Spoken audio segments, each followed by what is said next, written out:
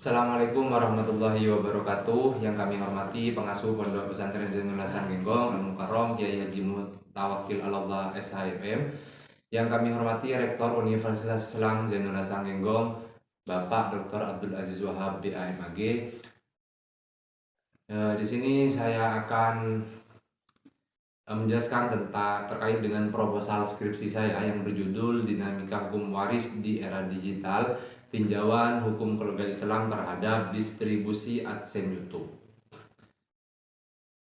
Di sini saya akan membahas tentang bagaimana latar belakang skripsi saya, fokusnya ke arah mana, rumusan masalahnya seperti apa, dan tujuan penelitiannya bagaimana, terus terkait dengan kajian teori-teori apa yang saya gunakan, dan juga apa yang saya akan bahas pada skripsi ini, dan juga bagaimana metodologi penelitian, pendekatan, dan juga jenis penelitian yang saya gunakan. Yang pertama terkait dengan latar belakang masalah terkait dengan penelitian ini. Nah, di sini perkembangan teknologi digital pada era modern sudah membawa perubahan yang cukup signifikan pada ranah ekonomi masyarakat, pola interaksi sosial, serta sistem hukum yang ada. Di sini aktivitas ekonomi sudah mulai beranjak kepada sistem yang namanya digitalisasi atau serba digital gitu, yang berbasis pada data, akun, dan juga sistem daring. Nah, di sini masyarakat sudah cukup kreatif dalam mencari mata pencaharian atau mencari nafkah untuk keluarga dan juga untuk memenuhi kebutuhannya. Karena terkait dengan AdSense YouTube di sini juga merupakan sesuatu yang sudah tidak lagi asing bagi semua kalangan pengguna internet, karena internet sudah masuk ke ranah masyarakat itu dari kalangan 8 tahun sampai 60 tahun. Jadi rata-rata semua masyarakat di Indonesia sudah menggunakan gadget atau handphone, jadi sudah tidak asing ketika mendengar kata YouTube. Namun di sini saya akan membahas tentang secara spesifik terkait dengan AdSense YouTube. Bagaimana AdSense YouTube? Nah, di sini untuk AdSense YouTube sendiri itu adalah sebuah sistem yang disediakan oleh YouTube untuk menyediakan kompensasi finansial bagi para penggunanya. Jadi di YouTube itu ada sebuah sistem yang membayar kepada penggunanya. Nah, di situ bisa dilihat bahwa YouTube itu bisa mendapatkan uang, namun harus memenuhi beberapa kriteria yang sudah ditentukan oleh YouTube. Nah, mohon maaf sebelumnya terkait dengan AdSense, di situ adalah kalau kalian pernah melihat YouTube mungkin ada iklan. Nah, di situ iklan itu yang memberikan kompensasi finansial bagi para penggunanya. Jadi untuk YouTube sendiri itu bisa membayar, namun ada ketentuan dan syarat yang harus dipenuhi, yaitu dari subscribernya harus, yang saya pahami itu harus 1000 minimal, dan juga interaksi viewers baik itu berupa like, komen, dan juga subscribe. Begitu. Terkait dengan AdSense YouTube ketika ditarik kepada hal waris, di sini masih tidak banyak yang membahas terkait dengan AdSense YouTube, bagaimana AdSense YouTube itu bisa masuk dalam kategori waris dan juga mekanismenya seperti apa.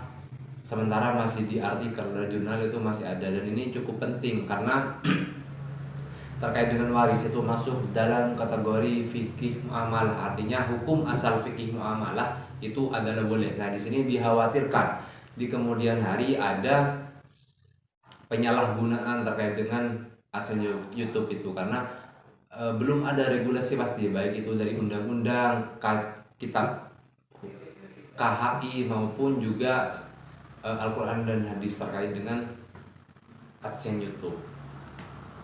Selanjutnya di sini untuk fokus penelitian kami memfokuskan kepada 2 aspek. Yang pertama, bagaimana status hukum pendapatan Google AdSense pada YouTube sebagai harta warisan dalam hukum keluarga Islam. Dan fokus yang kedua yaitu bagaimana mekanisme distribusi pendapatan Google AdSense kepada ahli waris menurut prinsip hukum waris Islam. Dan untuk rumusan masalahnya, yang pertama yaitu bagaimana sih kedudukan AdSense YouTube itu sebagai harta warisan dalam perspektif hukum keluarga Islam pada era digital.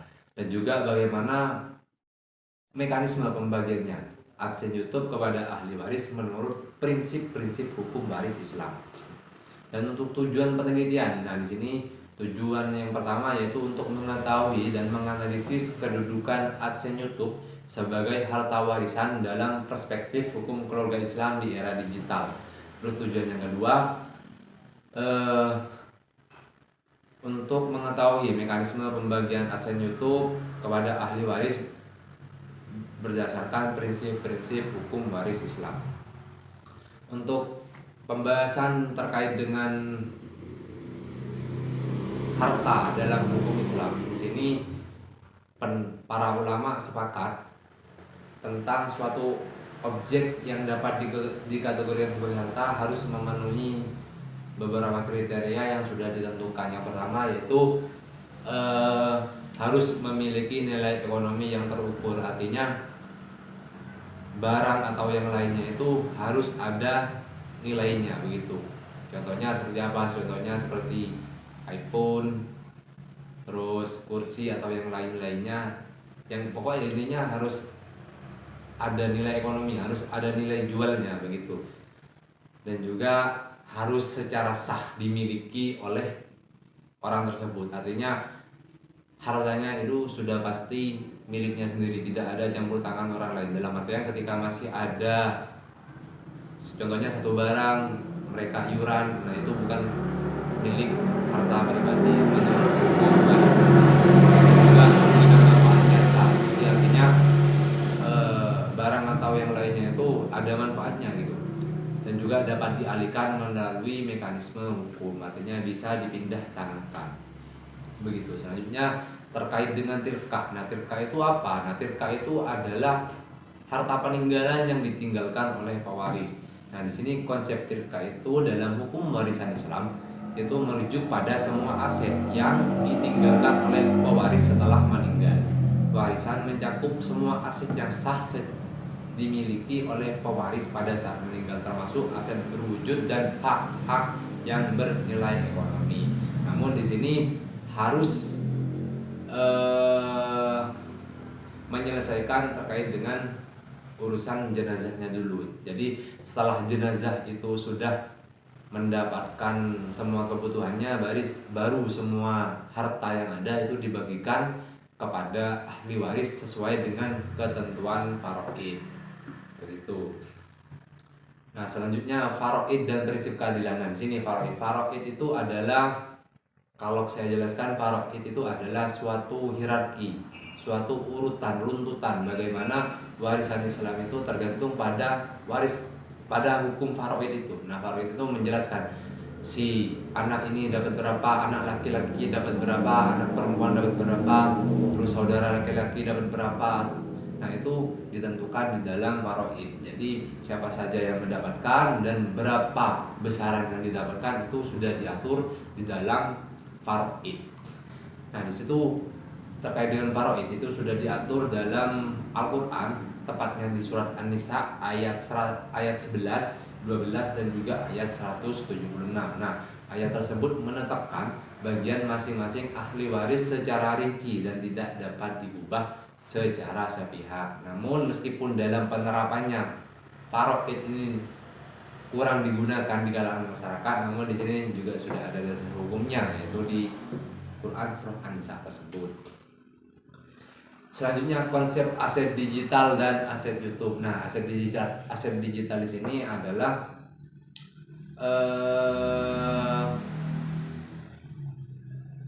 objek yang tidak berwujud yang memiliki nilai ekonomi dan sosial yang diakui oleh masyarakat. Artinya AdSense YouTube itu harta benda yang tidak berwujud namun punya nilai ekonomi, karena aset digital itu bisa diakses melalui sosial media. melalui teknologi begitu. Jadi tidak ada barang nyata terkait dengan aset digital. Nah, di sini untuk karakteristik aset digital yang pertama itu aset digital tidak memiliki bentuk fisik, artinya nggak ada bentuk nyatanya, itu nggak ada, namun nilainya ada. Contohnya ya ini terkait dengan aset YouTube, itu bentuknya nggak ada tapi punya nilai ekonom di dalamnya. Terus yang kedua, aset digital bergantung pada sistem teknologi dan jaringan internet. Nah, menarik kepada aksen YouTube sebagai aset digital di sini itu semua terkait dengan aset YouTube itu harus tunduk kepada sistem teknologi YouTube, karena adsense digital itu keluaran dari YouTube sebagai penyedia kompensasi finansial bagi penggunanya, jadi harus tunduk kepada website YouTube. Dan juga sebagaimana yang sudah kita pahami, untuk mengakses yang namanya YouTube itu harus melalui jaringan internet begitu. Terus yang kedua, kepemilikan ditentukan oleh akses dan kendali atas suatu akun. Jadi dalam artian kalau saya analogikan sertifikatnya, nah sertifikatnya itu adalah dari username dan password. Nah ini karena menjadi suatu komponen penting dalam aset digital. Jadi kalau semisal saya tarik ke akses YouTube, ada yang namanya email dan juga kata sandi. Nah itu sangat penting, karena ketika seseorang yang memiliki email dan juga sandinya itu, maka bisa mengakses terkait dengan YouTube.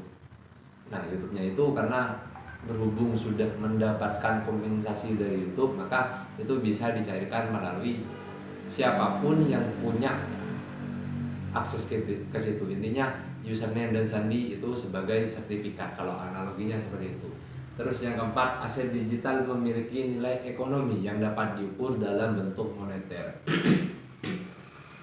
Jadi aset digital itu sama kayak hal-hal lainnya, kayak sapi, kalau besar ukurannya berapa, kalau mobil yang bagus harganya berapa, sama kayak di aset digital. Nah kalau di YouTube kalian bisa lihat, kalau viewersnya banyak, interaksi sosialnya banyak, baik berupa like, komen, dan subscribe-nya banyak, kemungkinan besar pendapatannya juga banyak dari YouTube begitu.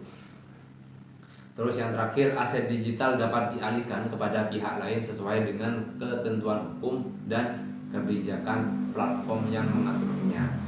Jadi ada peraturan yang harus kita patuhi terkait dengan aset digital itu sendiri. Selanjutnya, untuk metode pendekatan yang saya gunakan adalah menggunakan metode pendekatan kualitatif deskriptif. Artinya pendekatan ini hanya berfokus kepada pengkajian konsep hukum yang berkaitan dengan kewarisan dalam Islam, khususnya yang berhubungan dengan perkembangan aset digital pada era modern. Terus selanjutnya untuk jenis penelitian. Nah, jenis penelitian di sini kami menggunakan jenis penelitian yang namanya kepustakaan atau library research. Nah, di sini penelitian kepustakaan adalah suatu metode penyelesaian masalah yang dilakukan dengan cara mengumpulkan, membaca, serta menganalisis berbagai sumber tertulis yang relevan dengan objek penelitian, baik itu berupa buku, artikel jurnal, dokumen, atau hal-hal lainnya yang berkaitan dengan adsense YouTube dan juga waris begitu. Mungkin itu saja yang dapat saya sampaikan terkait dengan seminar proposal. Kurang lebihnya mohon maaf. Wallahul muwaffiq ila aqwamit thoriq. Assalamualaikum warahmatullahi wabarakatuh.